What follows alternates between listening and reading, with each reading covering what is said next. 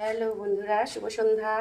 দেখো চলে আসলাম সন্ধ্যাবেলার কিছু স্ন্যাক্স তৈরি করব বলে।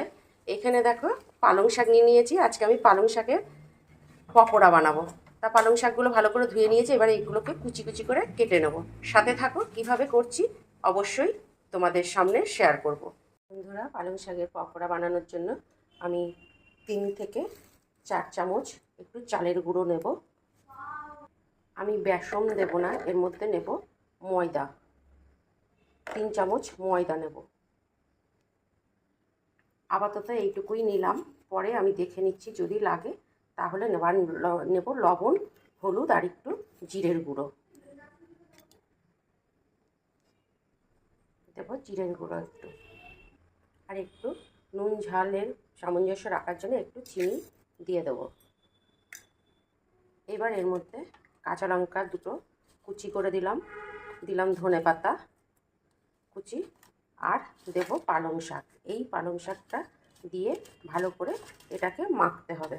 তার মধ্যে যদি মনে হয় যে বেসন বা চালের গুঁড়ি যা লাগবে তখন দেখতে থাকো।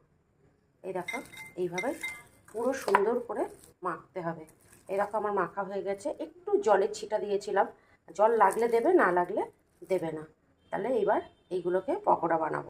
এই দেখো কড়াইয়ের তেল গরম হয়ে গেছে। এবার কড়াইতে ধীরে ধীরে আমি এইগুলো দিয়ে দেবো। মিডিয়াম টু লোয়ে দিয়ে দেবে।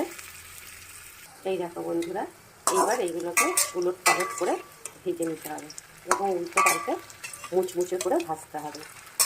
এইরকম স্ন্যাক্স যদি পাওয়া যায় চায়ের সঙ্গে, সন্ধ্যাবেলাটা একদম জমে যাবে। তোমরাও কিন্তু এইভাবে তৈরি করে ফেলো। গরম গরম এখন ঠান্ডা পড়ছে, ভ্যারাইটিস খাবার তো তোমরা পাবেই। সবজি তো অনেক কিছু পাবে, অনেক কিছু দিয়ে অনেক কিছু তৈরি হয়। তাহলে এইভাবে তোমরাও করো, সন্ধ্যাবেলার টিফিনটা হয়ে যাবে। হ্যালো বন্ধুরা, দেখো আমার পালং শাকের পকোড়া তৈরি হয়ে গেছে।